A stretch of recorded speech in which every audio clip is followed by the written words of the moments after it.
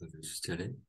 Salut à tous, c'est encore Nadège et Jimmy. Et oui, on vous a quitté il y a On est de quelques... retour. Donc on est habillés pareil, comme on vous l'a dit, c'est normal, c'est le même jour. Voilà, j'espère que vous allez super bien depuis tout à l'heure. Et j'ai l'honneur, encore une fois, de continuer avec mon ami Jimmy. Yes, Donc let's là, go. ce que je te propose, c'est de montrer ton écran d'ordinateur pour justement parler de ta formation. Alors, Yes, on y va. carrément. C'est parti, donc je fais un petit partage d'écran. Hop, hop là. Donc, voici du coup la page de ma page de vente de ma formation. Donc, j'ai appelé Fast Anima. En fait, c'est Anima, hein, le nom de la formation. Pourquoi Anima, rapidement? C'est parce que ça veut dire l'âme en latin. Donc, l'âme, le souffle. Et pour moi, ça signifie, enfin, cette formation avait pour but, quand tu l'as fini, quand tu arrives au troisième pilier, de te connecter davantage avec ton âme, avec ton être, en fait, avec ce qui fait sens pour toi, avec ton essence. Et donc, voici un peu donc la présentation de la page. Donc, je vais y aller rapidement. Donc, elle est dédiée aux femmes. Je l'ai faite inspirée par des femmes, parce que j'ai coaché essentiellement des femmes sur mon parcours professionnel. Ça, c'est l'image que j'ai clairement de ce que je veux pour vous. C'est l'image d'une femme phénix. C'est une femme qui arrive et qui, à la fin de cette formation et à la fin de l'accompagnement, elle déploie ses ailes de feu vers la vie qui l'inspire. Et ça Ouais. m'inspire beaucoup parce que ça me fait écho aussi sur ma vie personnelle. Je suis pas une femme, mais j'ai pas mal de phénix en moi aussi, je trouve. Ce côté de renaissance, de naître et mourir et renaître et se réécrire à souhait, en fait. Donc voici la petite vidéo de présentation, je vais pas la lancer, je vous laisserai aller voir. On vous mettra les liens du coup sur la vidéo et puis en description. Ouais. Donc voici le sommaire, donc ça c'est le plus intéressant. Donc il y a trois piliers donc pour la formation, donc premier pilier, deuxième pilier, troisième pilier. Donc le premier pilier c'est sur les pensées.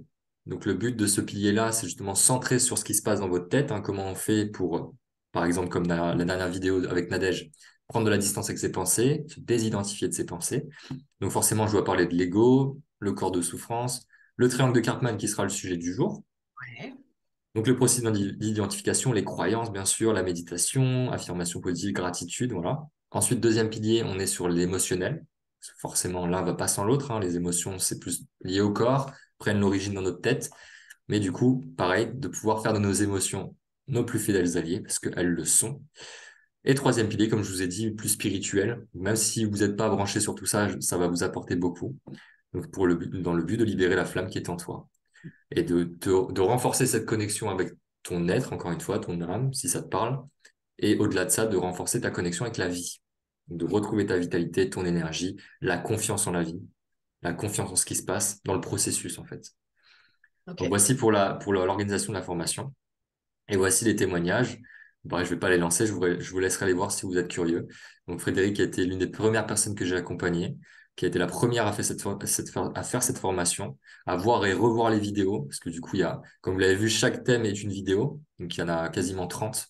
Ouais. Elle se décompose donc sur un mois avec une vidéo par jour qui se débloque dès le moment où vous rejoignez la formation.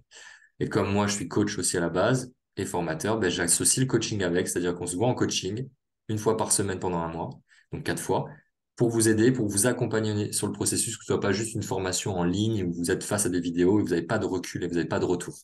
Bien sûr. Mm. Donc ça, c'était Frédéric, donc ma petite perle. Il y a Lucille aussi qui m'avait rejoint ensuite sur cette formation, qui cherchait sa mission de vie du coup, qui aujourd'hui travaille aux États-Unis, qui est ingénieur. Waouh. Elodie, qui est une amie aussi, que j'ai accompagnée sur ce sujet de libérer ce qu'elle ressent, de pouvoir exprimer librement ce qu'elle ressent. Et puis Nadège, qui a Eh aussi fait oui! cette formation, vous le savez. Donc là, bien sûr, elle fait partie de ma page et qui est venue pour transformer le plus gros challenge de sa vie. Et voilà. Donc ça, c'est le contenu de la formation avec les témoignages. Et en plus, il y a Bon.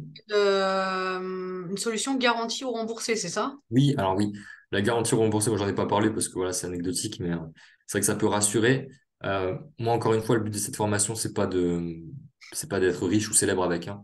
J'ai juste mis dedans, j'ai condensé tout ce qui, pour moi, avait le plus de valeur à mes yeux en termes de développement personnel, les choses qui m'ont aidé le plus à transformer ma vie, pas Mhm. que seulement la mienne, hein, celle de millions de personnes. Et donc moi, le gros travail que j'ai fait là-dessus, c'est d'avoir trouvé des liens entre les choses, d'avoir relié les choses, d'avoir créé une cohérence entre tous ces savoirs qui viennent de différentes personnes, de différentes époques, de différents endroits, et d'avoir fait en sorte justement que pour notre esprit, ce soit digeste. parce que le développement personnel n'est pas digeste. Il est mal exprimé la plupart du temps. Les gens se perdent et il peut même avoir l'effet inverse, c'est-à-dire de rendre les gens plus malheureux qu'ils ne l'étaient. Mhm. Parce qu'ils vont culpabiliser, parce qu'ils vont pas réussir à appliquer les choses. Donc moi, la pédagogie, c'est quelque chose d'hyper important pour moi. Et au-delà de ça, à travers cette formation, la réussite de mes clientes est hyper importante. Donc, si moi, au bout des 14 premiers jours, donc moitié de formation, après la deuxième séance de coaching, ça te parle pas, ce qu'on a fait ensemble, ça t'apporte pas, tu sens que ça va pas marcher, Mhm. je te rembourse intégralement, on arrête là et chacun part de son côté. D'accord. Parce que je veux un taux de réussite de 100% en fait, avec cette formation. J'ai bien conscience que ça peut pas parler forcément à tout le monde, Mhm. mais honnêtement, vu tous les sujets que j'aborde, ça peut forcément vous parler quand même. Il y a forcément des choses, il y a au moins une pépite qui peut vous apporter énormément. C'est ça, ce serait quand même très étonnant. Donc, ça veut dire que ta formation, il y a une promo pour Noël, c'est ça? C'est ça. Du coup, elle est affichée ici. Ok, Là, vous avez les tarifs. Donc, c'est à 599 euros. Donc, si c'est payé en une fois. Sinon, 4 fois 169. Alors, pourquoi il y a un il y a un supplément, c'est par rapport aux frais, en fait, aux frais que je dois payer aux taxes. ok. Donc, oui, ça, c'est la promo de Noël. Donc, dans ce moment, jusqu'au début d'année. Donc, je compte même également faire un truc que j'ai jamais fait encore, c'est-à-dire vendre la formation seule. C'est-à-dire là, c'est le prix avec le coaching, on est d'accord. Il y a les 4 séances, il y a l'accompagnement, il y a le service WhatsApp et tout avec la ligne directe. Donc ça, avec la formation. Il y a l'option également, j'aimerais tester ça, de juste vendre la formation toute seule. Pour des gens qui ont envie de peut-être l'offrir à quelqu'un ou qui ont envie de regarder des vidéos et l'avoir, parce que le contenu, vous l'avez à vie, hein, vous pouvez regarder autant de fois que vous voulez. Vous pouvez télécharger tous les audios pour les mettre sur votre téléphone, faire des exercices. Si vous êtes sur le trajet, par exemple, dans votre voiture ou dans les transports, vous pouvez regarder les vidéos et mettre en place la pratique. Parce que bien sûr, il n'y a pas que de la théorie. Il y a beaucoup de pratiques à mettre en place. Il y en a même trop, entre guillemets, parce que je pense pas que ce soit possible de tout mettre en place. J'en ai donné plus que prévu, mais parce que j'ai bien conscience que tous les outils, encore une fois, ne parleront pas à tout le monde. C'est à vous de tester et de voir ce qui marche pour vous. D'accord. Ok. Voilà. Donc là, c'est la promo. Et donc, à voir ensuite le prix que je définirai, parce qu'il n'est pas encore très clair. Mais si vous voulez juste la formation toute seule, clairement, je vais casser le prix parce que bah, moi, du coup, j'ai pas d'implication dedans. C'est vous qui êtes autonome. Hmm. Donc, vous n'avez pas le suivi. Donc, forcément, pour moi, elle est déjà créée. Donc, je compte mettre un prix très, très accessible pour cette fin d'année et que vraiment un maximum de personnes puissent en bénéficier. Ça, c'est génial. Tu nous le diras quand à peu près le prix? Ouais, ouais, bah, j'ai déjà un ordre d'idée, mais ça sera autour, comme je te disais tout à l'heure, entre 200 et 300 euros. Ok. Vraiment, voilà, pas plus. Ah, là, c'est sûr qu'une formation aussi incroyable à 200-300 euros, franchement, Il y a pas mal, la chance. il y a beaucoup de contenu, oui. Énormément de contenu. Il y a 8 heures de formation. Il y a un nombre incalculable d'exercices, je crois, une 70 exercices pratiques qui ont été appuyés scientifiquement à chaque fois. J'ai pris alors j'ai pas les sources malheureusement parce que c'est beaucoup de travail. Hein, les sources, c'est pas ce qui était le plus important pour moi. Mais dans mon parcours, comme vous avez pu le voir dans la dernière vidéo qu'on avait fait ensemble, enfin celle d'avant même, j'ai dit que j'étais ingénieur hein, de formation. Donc, pour moi, la science a énormément d'importance. Le fait d'appuyer les choses scientifiquement, ça a de la valeur. Il y a beaucoup trop de choses qui sont mises en avant, mais qui sont pas prouvées du tout. Et les gens prennent ça pour argent comptant alors que rien n'est prouvé. Donc c'est important pour moi d'avoir apporté cette touche scientifique aussi et cette cohérence. Voilà. Donc, je pense que c'est bon pour la présentation. On peut attaquer sur le triangle de Karpman. Et je vous Imagine, remercie pour. juste une petite question. Ouais. Un homme veut absolument acheter ta formation. Est-ce que Ah c'est... oui, bonne question. Alors, clairement, hein, je me suis spécialisé avec les femmes parce que bon, les femmes sont venues à moi, sont venues à moi en fait, très simplement. Donc, j'ai fini par cibler parce que c'était plus simple dans ma communication de cibler aux femmes, c'était plus simple. Même dans la formation, je parle au féminin, j'ai fait ce choix. Mais clairement, un homme pourrait tout autant bénéficier du contenu de cette formation. Hein. On n'est pas différents les hommes et les femmes à ce niveau-là. On a à peu près les mêmes problèmes dans nos pensées, à peu près les mêmes problèmes émotionnellement. Et on a à peu près le même problème aussi en termes de connexion avec notre âme et notre être. Là-dessus, on est pareil. On est vraiment D'accord. pareil. Il y a quelques subtilités, mais on se ressemble quand même beaucoup plus que ce qu'on croit. Ok. Est-ce qu'une maman pourra acheter cette formation pour son ado? Bien sûr, bien sûr. D'ailleurs, il y a un système d'affiliation que j'ai envie de mettre en place, qui fait que si vous prenez cette formation ou le programme pour quelqu'un d'autre, bah, que la personne qui a amené cette conclusion, qu'on a amené cette affaire, entre guillemets, bah, puisse bénéficier aussi Ok. d'un retour d'argent. Bah, écoute, c'est nickel, Que hein. tout le monde soit gagnant. C'est nickel. Là, je pense que tu nous as bien expliqué ta formation. C'est clair pour tout le monde. Et il faudra juste que tu mettes le lien vers Ouais, justement. bien sûr. On va mettre les liens. On va mettre les liens, vous en faites pas. Merci beaucoup Nadège pour l'opportunité, puis j'espère que ça vous a plu. Donc là, on va attaquer hop, sur le sujet. Triangle de Karpman. Triangle de Karpman, je vais essayer de faire court, d'être concis, parce que là, tout à l'heure, on a parlé d'identification. Donc, c'était quand même un gros morceau, hein, et encore, il y a des choses il y aurait pas mal de choses que j'aurais pu dire encore. Mais là, le triangle de Karpman, c'est une application de ce truc-là, finalement. C'est une petite branche de ce truc-là. Mhm. Mais qui est tellement répandue que c'en est presque absurde. Ouais. C'est assez incroyable. Triangle de Karpman, c'est partout. C'est au travail, c'est à la maison, c'est dans votre quotidien. Donc, c'est quoi, finalement, ce triangle que vous connaissez sûrement maintenant? C'est quelque chose d'assez connu, hein, qui vient de Monsieur Karpman. Qui est du coup le fait de passer d'un rôle à l'autre. Parce que certaines personnes croient qu'on ne joue qu'un rôle des trois. Faut bien comprendre qu'à partir du moment où vous rentrez dans le triangle, vous jouez obligatoirement les trois rôles à un moment donné. Donc vous n'êtes pas que victime, c'est pas possible. Mhm. Vous n'êtes pas qu'un bourreau non plus. Et vous n'êtes pas non plus qu'un sauveur. Ouais. Et justement, je vais vous expliquer tout ça pour que ce soit clair. Et surtout, là, l'application de cette vidéo, au-delà de donner la théorie, c'est de justement vous amener à vous aider à vous désidentifier de ce processus pour Mhm. vous en libérer. D'accord. Très Voilà. intéressant. Vas-y, Ça te va? je t'écoute. Allez, c'est parti. Super. Donc, bon, on va y aller directement. Donc, triangle de Karpman, les trois rôles, c'est le triangle dramatique. Pourquoi dramatique? Parce qu'il amène plein de drama. C'est clairement comme si on jouait dans une pièce de théâtre. C'est vraiment ça. Chacun va mettre son petit masque. Donc, le petit masque de la victime, le petit masque du bourreau et le sauveur. Et en fait, en mettant ces masques-là, les personnes invitent, inconsciemment, bien sûr, encore une fois, invitent les autres à mettre les masques complémentants. Les masques qui vont compléter le triangle. Parce qu'on peut pas encore une fois avoir le triangle incomplet. On a les trois rôles qui se jouent. Ils ont besoin de se jouer les trois, en fait. Ils s'internourrissent. Donc, on va D'accord. prendre l'exemple au travail parce que c'est là que souvent on a le plus entendu, un cadre professionnel. On va avoir ce collègue sur ton dos un peu chiant qui va te faire des réflexions. Donc, il va prendre cette posture de bourreau. Ok. Et toi, du coup, tu vas prendre cette posture de victime. Tu vas prendre mal, tu vas baisser les yeux, tu vas prendre sur toi. Mais ça va te faire mal. Et tu vas voir cet autre collègue qui va arriver, qui va dire, mais arrête de l'embêter, arrête de le faire chier, laisse-le travailler. Et donc, tu vas avoir cet autre collègue qui va jouer ce rôle de sauveur. Donc, c'est vraiment le cadre à chaque fois qu'on voit, et puis c'est pareil à la maison, c'est la même chose. Ok. Donc, ce qu'il faut bien comprendre avec ce truc-là, c'est que, comme j'ai dit aussi encore une fois dans la vidéo précédente, c'est qu'on est de très bons storytellers, l'être humain. Depuis très longtemps, on raconte des histoires. On aime les histoires. On aime les dramas, en fait. C'est pour ça que le cinéma a autant de succès. On aime les côtés dramatiques, on aime ça. Et quand on joue ces rôles-là, certes, c'est pas du tout confortable, hein. Personne n'aime être une victime.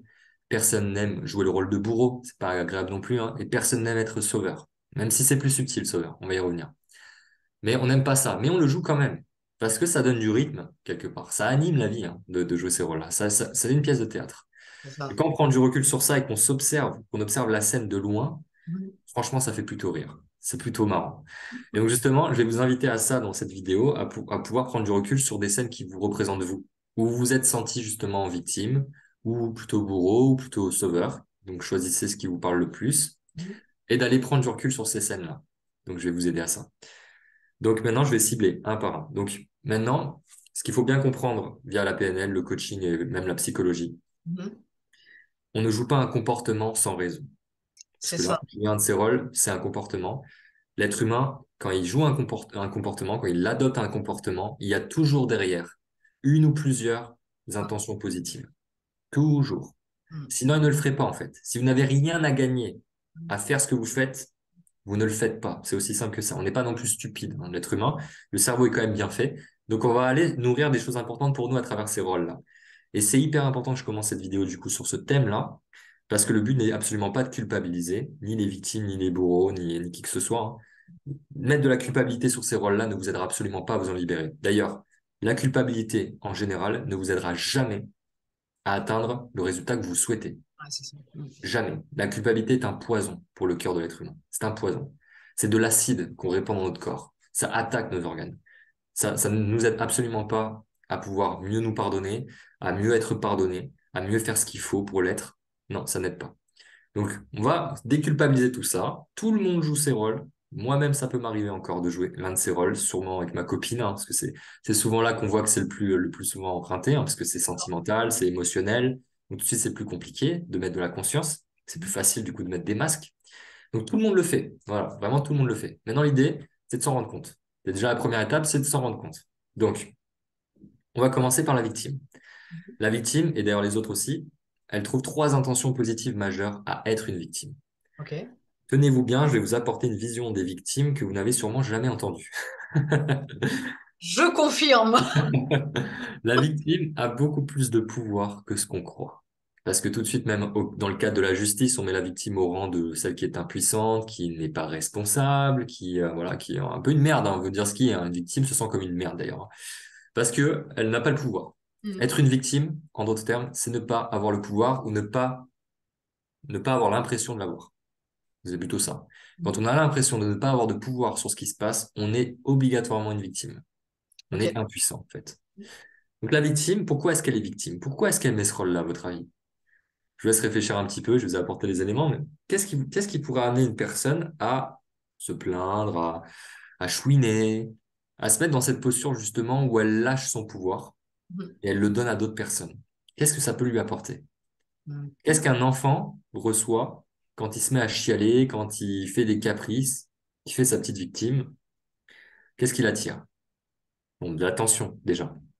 Il attire l'attention des gens. Obligatoirement. Il fait du bruit, il pleure, c'est émotionnel. On est des êtres émotionnels. Les émotions, ça nous appelle. Quand on vit dans un truc où il n'y a aucune émotion, on se barre. Ça ne nous intéresse pas et on ne s'en souvient pas d'ailleurs. La mémoire est énormément corrélée aux émotions. D'ailleurs, c'est pour ça dans votre vie que vous vous souvenez sûrement beaucoup plus de vos traumas que d'autres moments de votre vie, parce que c'est émotionnel. Ou alors de moments, au-delà des traumas, de beaux moments que vous avez vécus. Si vous avez vécu des émotions fortes d'amour, de joie, ça va rester implanté dans votre cerveau et vous allez vous en souvenir beaucoup plus longtemps. C'est pour ça que vous vous souvenez pas, il y a une semaine, quand vous êtes allé chercher une baguette chez votre boulanger, vous vous souvenez pas trop de la scène. Il n'y a pas d'émotion, en fait. Voilà. C'est Donc, on clair. est émotionnel, donc on est attiré par ça. Et la victime le sait, inconsciemment ou consciemment, ça dépend. Ça dépend des victimes.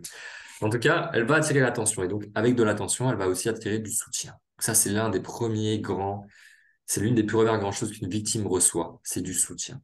Mhm. Et franchement, du soutien, ça fait du bien. D'accord? L'enfant le sait très bien. Quand il pleure, il chouine, sa maman vient, elle le prend dans ses bras, elle le câline. Il est content, l'enfant. Et donc, quel lien il fait tout de suite? Il comprend. Si je chouine, si je chiale, maman vient me faire un câlin. C'est Et ça. l'enfant, il veut quoi? Il veut des câlins. Donc, il va chouiner, il va chialer. Et ça, on le sait déjà tous depuis très jeune. Alors, on a déjà bien compris ce truc-là. Et donc, les adultes font la même chose. Ils font la même chose. Donc, ils vont chouiner. Donc, première chose, avoir du soutien, de l'attention. D'accord. Deuxième chose, se raconter l'histoire qu'on n'est pas responsable, comme dans la justice. Je suis pas responsable, donc je n'ai rien à faire. Donc voilà, je n'ai aucune responsabilité, laissez-moi tranquille. C'est Moi, ça. je suis blanc comme neige, je suis une victime, je n'ai donc rien à faire, rien à changer. C'est confortable. Ah C'est oui. très confortable d'être une victime, hein. Mhm. Ça peut paraître paradoxal, mais quand tu es une victime, par définition comme je vous ai dit, t'as pas de pouvoir. Si t'as pas de pouvoir, tu n'as rien à faire. C'est ça. Pas le pouvoir. Mhm. Donc voilà, il y a ce côté confortable. Et ensuite, troisième point, une Mhm. victime, comme encore les enfants, ça parle plus avec les enfants. Quand vous avez un grand frère et un petit frère, que le grand frère, il tape sur le petit frère. Le petit frère, qu'est-ce qu'il va faire? Il va se plaindre, il va pleurer, mais il va comprendre aussi que quand il le fait, bah, le grand frère, il est réprimandé. Il va se taper, la maman va venir, va lui mettre une torgnole ou le papa. C'est ça. Donc, le petit frère, il comprend tout de suite aussi. Il est pas con. Et les enfants ne sont pas cons, hein. Il faut arrêter de croire qu'un enfant est stupide. Un enfant est beaucoup plus intelligent que ce qu'on croit. Il a Bien beaucoup plus sûr. de pouvoir que ce qu'on croit aussi, hein. Il comprend ça. Donc il se dit, tiens, je vais en rajouter une couche. Ah, il m'a tapé super fort. Ah, il m'a fait ça. Alors que c'est pas vrai, hein. Donc il va raconter des conneries. Et il sait que comme ça, le grand frère se fait taper. Le grand frère, ça le rend rogne encore plus que le petit frère. Donc ça, comme vous voyez, ça, c'est pas quelque chose qui fonctionne, hein. C'est pour ça que le triangle Cartman, ça a jamais fonctionné pour personne, hein. C'est pas un truc qui fonctionne. C'est pour ça que j'en parle d'ailleurs. Moi, je parlerai que de choses qui fonctionnent pas et je vais vous aider à déconstruire ces trucs-là pour mettre en place quelque chose qui fonctionne. D'accord. Et donc, il y a aussi ce troisième intention positive qui est du coup quelque part, de se venger de son persécuteur. Ok. D'accord. C'est pour ça aussi qu'on a ces jeunes femmes, et je sais qu'il y a beaucoup de femmes, j'accompagne des femmes, donc je connais, il y a beaucoup de femmes qui sont victimes, beaucoup trop, d'attouchements sexuels, de viols, de choses qui sont impardonnables, Mhm. qui sont intolérables, mais il y a aussi beaucoup de femmes qui aussi en profitent de ça. Elles Ouais. jouent les victimes, elles vont raconter des choses qui ne sont pas vraies. Elles vont se servir du viol pour accuser des hommes qui n'ont rien fait. Ça C'est existe aussi. bien sûr. Bien Parce sûr. que la pression est énorme. La Mhm. pression est énorme. Là, je vous renvoie au scandale avec Norman fait des vidéos aujourd'hui. Je sais pas si tu connais Norman, un Je youtubeur. connais Norman, oui, mais par contre, le scandale, ça me Ah dirait. ouais, bah là, c'est bon, ça fait énormément de bruit. Il a été accusé de viol par 6 personnes, 6 femmes sur les réseaux. Donc là, il est il est vraiment en mal avec la justice. Les internautes le pulvérisent. Donc bon, moi, je me prononcerai pas sur cet avis-là, j'en sais rien. Je ne connais pas, je ne le connais pas. Et je ne me fie pas à ce qu'on trouve sur Internet. J'ai pris cette habitude-là de ne pas croire ce qu'il y a sur les réseaux, ni croire ce qu'il y a à la télé. Mais c'est possible. C'est possible qu'il ait été embarqué dans ces histoires-là. En tout cas, voilà. Il y a aussi des femmes qui en profitent de ça, qui mentent, et sûrement aussi qui en ont profité pour accuser des hommes qui étaient riches, qui étaient célèbres, pour gagner un procès et donc avoir de l'argent, parce qu'il y a beaucoup d'argent en jeu. Des Mhm. centaines de milliers d'euros à gagner, hein. C'est ça. Ça donne envie. Donc, il y a tous ces avantages-là à être victime. Et c'est pas négligeable. Donc ça, déjà, quand on comprend ça, le but derrière, encore une fois, de ne pas culpabiliser pour ça, c'est justement de comprendre qu'en jouant la victime parfois, c'est juste que vous avez besoin de soutien. Vous avez besoin d'attention, en fait. Bah, alors, Vous juste, attendez. Ouais. ouais, justement, Vas-y. pourquoi une personne qui réussit à avoir du soutien, à avoir de l'attention, à avoir tout ce que tu viens de nous dire là, pourquoi elle changerait? Voilà, pourquoi elle changera? On va y venir. On va y venir. Bah justement, j'ai commencé à en parler rapidement, mais comme vous avez pu le voir avec le petit frère, il n'est pas gagnant dans cette histoire en accusant son grand frère, Mhm. parce que déjà, bon, on verra. Je vais amener tous les points qui vont justement vous Ok, permettre de vous libérer de ça, parce que tu as bien raison. Un être humain ne changera jamais de comportement s'il ne voit pas l'intérêt de changer. c'est ça. Et donc, s'il ne voit pas les prix à payer à jouer ses comportements sur le court, moyen, long terme. Ok. Mhm. On va y venir. Donc là, je passe sur le bourreau, du coup. Donc les avantages, enfin les intentions positives du bourreau. Il y en a trois aussi. Pourquoi est-ce que quelqu'un se met en position de bourreau, à votre avis, de persécuteur? Quel Mhm. intérêt il y trouve à faire ça? Donc, je vous laisse réfléchir un petit peu, pareil. Pourquoi est-ce que le grand frère, il tape sur le petit frère? Quel intérêt il y trouve? Qu'est-ce que ça remplit chez lui? Mhm. Peut-être des petites idées qui viennent? Moi? Oui, non, je parle aux Ah gens oui, qui d'accord, écoutent. parce que moi j'ai fait une formation, donc oui. Bah, toi, tu sais, J'ai et puis la chance de savoir. Et donc, du coup, pareil, donc les 3 points. Donc, le premier, un persécuteur, pourquoi est-ce qu'il se met en position de bourreau? Bah, déjà, première chose, pour violenter, pour bouger. Dans ses perceptions à lui, de violenter une personne en face, un collègue de travail, un ami, un membre de la famille, de le bousculer, de lui parler mal, ça va lui permettre de bouger. Ça va lui permettre de changer. Ça va lui permettre de se mettre en action, de se mettre en mouvement. Donc, il n'a pas l'intention de blesser. D'ailleurs, le bourreau n'a jamais l'intention de blesser, hein, soit dit en passant. Ça aussi, ça peut paraître bizarre. Il ne cherche pas à blesser. Vous allez voir à travers ses intentions. Il cherche à faire bouger les gens. Ça, c'est pour le côté, on va dire, le côté dans la famille, le côté amical, le côté je t'aime, mais je te l'exprime mal, en gros. Deuxième chose, et ça, c'est le plus commun. Un bourreau, pourquoi le grand frère, il tape son petit frère? Parce que, en le faisant, il se sent supérieur. Il se sent puissant. Donc, le bourreau, dans le fait de rabaisser d'autres gens, Mhm. de frapper d'autres gens, de violenter d'autres gens, il se sent au-dessus de ces gens-là. C'est ça. C'est pour ça qu'un violeur, qui est en fait un détraqué sexuel, hein. Quand on arrive au viol, on est sexuellement, il y a un gros problème, on est d'accord? Oui. En rabaissant la femme de la sorte, il se croit supérieur à elle. Parce qu'il s'est considéré inférieur pendant de nombreuses années sûrement, avec toutes les souffrances qui vont avec. On n'est bien sûr pas en train d'excuser les violeurs, hein. C'est pas mon propos. Là, mon but, c'est de comprendre ce qui se passe dans la tête des gens et C'est ça. d'arrêter de mettre des jugements. Parce que mettre un jugement, ça ne nous empêche pas d'aller voir la vérité. Ça nous empêche d'aller voir la vérité, justement. Oui, c'est ça. Ça met un voile entre ce qui est vrai et ce que je vois. Moi, je suis un chercheur de vérité. Vous allez comprendre de plus en plus en m'écoutant parler. Moi, ce qui m'intéresse, c'est de trouver la vérité, trouver ce qui est juste. Ouais. Et donc, les violeurs, en le faisant, ils se sentent supérieurs à la femme. C'est comme une revanche. Mhm. Et ils se sentent bien après ça. Ils disent, tiens, je l'ai rabaissé, je me sens mieux, en fait. C'est ça. Et donc, les gens qui vont critiquer les autres, critiquer leurs camarades, critiquer leurs collègues, c'est juste que eux-mêmes, ils se sentent impuissants. C'est ça la vérité derrière. Ils se sentent impuissants. Ils se sentent inférieurs. Et Mhm. donc, ils vont aller critiquer parce que à ce moment-là, pour un court instant, ils ont l'impression de valoir mieux que cette autre personne. C'est ça. Mhm. Et ça, c'est le cas le plus commun, le plus souvent. Mais bien sûr, la victime, quand elle voit ça, elle reçoit, bon, bien sûr, le viol, c'est un cas encore à part, mais déjà une critique. Elle le prend mal, elle sent que quelque part, la personne voulait l'attaquer. Elle, c'est ça qu'elle se dit, mais c'est pas vrai. Mhm. Ce n'est pas ce que le bourreau cherchait. Le Ouais. bourreau cherche juste à se sentir mieux en le faisant. Ouais. C'est ça l'intention qu'il cherche. Mhm. Donc là, on a les deux premiers points. Donc j'ai dit donc j'ai dit donc critiquer pour se sentir plus puissant, C'est ça. critiquer pour faire bouger les gens, Exactement. et aussi la dernière chose, en lien avec la blessure de trahison. Un bourreau va critiquer, va être bourreau pour les autres, pour justement anticiper des trahisons futures. Il se dit qu'en étant dur avec les gens, il se prévient, il se protège de leur éventuelle trahison. C'est ça. Il va leur faire peur quelque part et donc ils vont se tenir à carreau, ils vont faire ce qu'il dit, C'est ils vont ça. l'obéir. Mm. En fait, bien sûr, c'est l'effet inverse qui se produit. C'est quand, en faisant ça, mais je vais y venir après dans les points, mais en faisant ça, justement, il s'attire des trahisons, le bourreau. Bien sûr. Parce que Mm. le bourreau, il va s'attirer justement des sauveurs qui vont venir lui taper dessus. Superman, tout ce que tu veux, on tape sur les méchants, on tape sur le bourreau pour sauver les victimes, la planète et les humains. Et donc, justement, le lien avec maintenant le sauveur, pareil, trois intentions positives. Le sauveur, qui est déjà mieux vu dans l'esprit des gens. C'est mieux d'être sauveur déjà. Ça, c'est une connotation plus positive. Mais c'est pareil. Encore une fois, comme je vous ai dit, si tu joues le sauveur parfois, tu joues la victime à d'autres moments, mais tu t'en rends pas compte, et tu joues le bourreau à d'autres moments aussi. Et c'est ça qui fait mal. C'est quand les gens ils en prennent conscience. Donc le sauveur, trois intentions positives, déjà se sentir utile. Première chose. Mhm. Quand on sauve quelqu'un, on se sent utile. On obtient donc de la reconnaissance, parce que c'est ce qui est cherché à travers le fait de sauver les gens. Ça, pareil, ça peut faire mal à des oreilles. Il y a beaucoup de gens qui sont dans ce mode sauveur, surtout les gens qui travaillent dans le milieu médical. Ouais. Et on va y venir. Je vais vous amener les points qui vont vous faire prendre conscience de à quel point c'est pas une bonne stratégie. Donc, reconnaissance, se sentir utile. Et troisième point, donner aux autres ce qu'on aurait aimé avoir. Ouais. Cadre de coaching que j'ai eu hier, c'est exactement ça qui est revenu. Ma cliente était en mode sauveuse.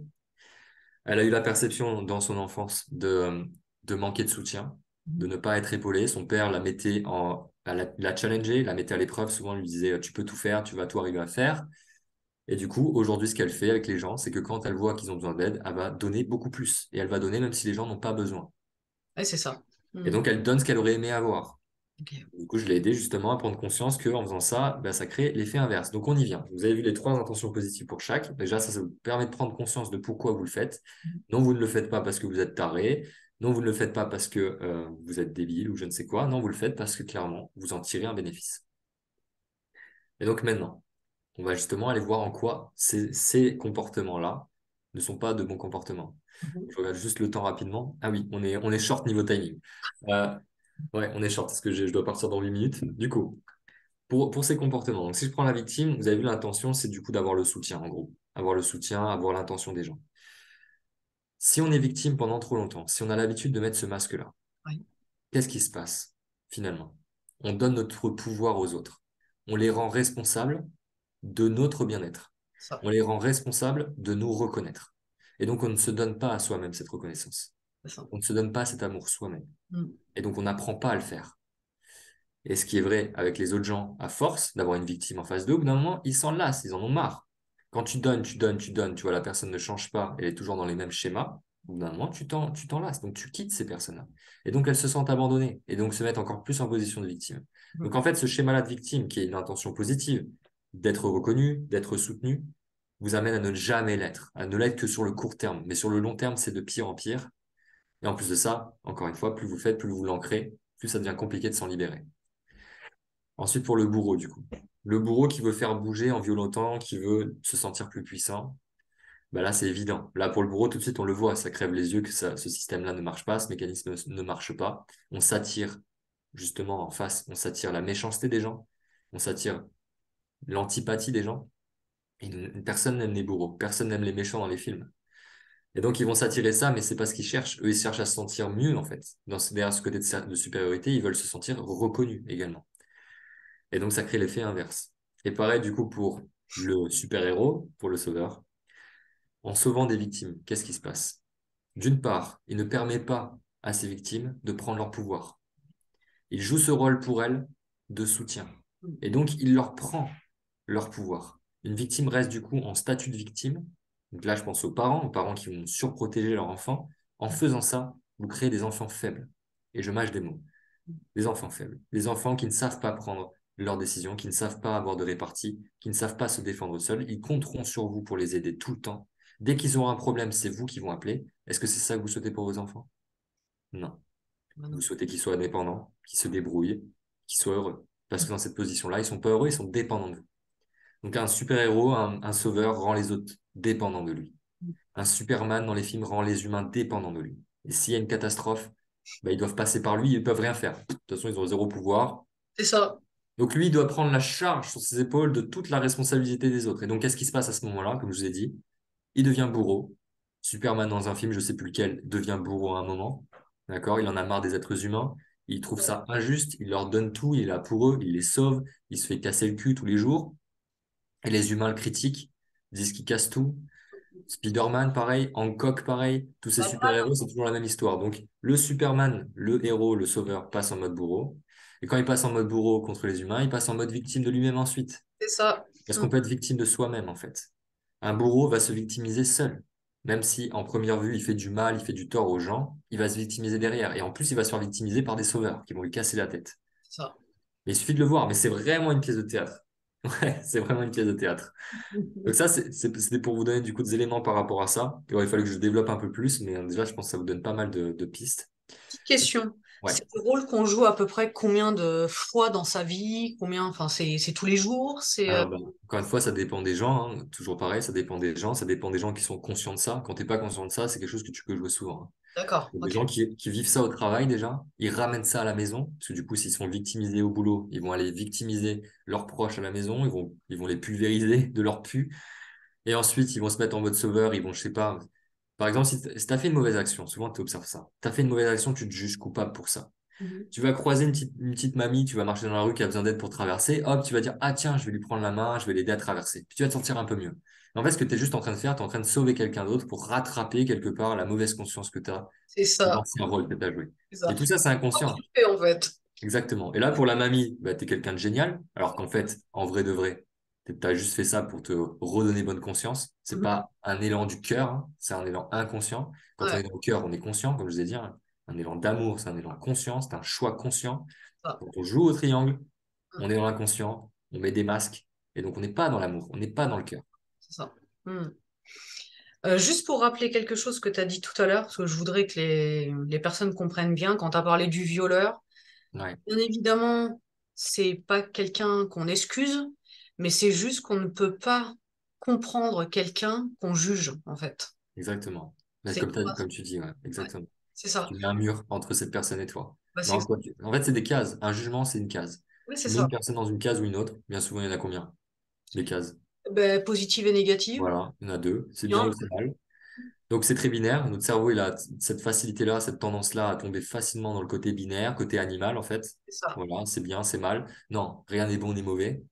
Tout est plus subtil que ça. Il n'y a que des nuances de gris dans la vie. C'est ça. Parce que, encore une fois, une Oprah Winfrey qui va dire devant tout le monde que de s'être fait violer, ça a été l'un des plus beaux cadeaux de la vie, bah, vu le stade où elle est, bah, les gens ils disent, ah ouais, putain, elle est incroyable, ils vont la valoriser. Il y en a qui vont pas comprendre, mais ils vont quand même la valoriser parce qu'ils voient le stade où elle est aujourd'hui. Mais en fait, la vérité, c'est ça. C'est que même au travers d'un viol ou à travers nos pires challenges, on en tire nos plus grandes forces. Et ça, les gens ne veulent pas le voir. Ils ne veulent pas le comprendre. C'est tout le travail du coach. C'est de l'aider à voir ça, à braquer son regard, encore une fois, sur ce qui fonctionne. C'est ça. Si Mm. tu enlèves le viol d'Oprah Winfrey, les viols d'Oprah Winfrey, t'enlèves cette force qu'elle a développée, t'enlèves le fait que ce soit l'une des femmes les plus célèbres au monde, t'enlèves cette envie qu'elle a eue de faire des talk shows et donc de parler de ces sujets et d'inspirer des femmes. Tu l'enlèves ça. Elle va pas faire ça si elle n'a pas été violée. Quel intérêt d'aller faire ça? Si tu n'as pas souffert, si tu n'en as pas bavé dans un sujet, pourquoi tu y mettrais de l'intérêt? Pourquoi est-ce que tu aurais envie d'en préserver d'autres personnes de ces trucs-là? C'est parce que tu as vécu ça. Mm. Bah, exactement. Exactement. Et Ouais. donc, c'est exactement ça. Mm. Ouais. Mais bon, il y a besoin d'en parler, les gens ont besoin d'entendre. C'est pas évident à entendre les premières fois, ça peut être même très perturbant, et c'est Ah, bah, normal. bien sûr. Bien sûr que ça peut être très perturbant. C'est pas, on n'excuse pas les violeurs. Par contre, on essaie de les comprendre pour. Pour arrêter ce fléau, en fait. C'est ça. C'est C'est ça le exactement but. ça.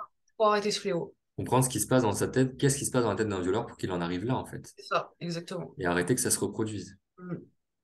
Et ça, pareil, c'est un gros sujet. Un gros sujet. Bah, écoute, en tout cas, Jimmy, je sais que tu as rendez-vous dans 1 minute. Donc, C'est bon, on est bien. on va faire vite. Merci encore pour toi, enfin Avec pour grand tout ce que plaisir. tu as fait, pour tout ce que tu as emmené. C'était encore une fois génial. Et puis, bon, on se revoit bientôt. Et cette fois, Clairement. on sera habillé différemment, dis donc. Ouais, clairement, clairement. Nouveau style. Et je te Merci. remercie, Nadia. Prenez soin de vous. Merci Et beaucoup. merci à vous tous. Au revoir. Ciao, ciao.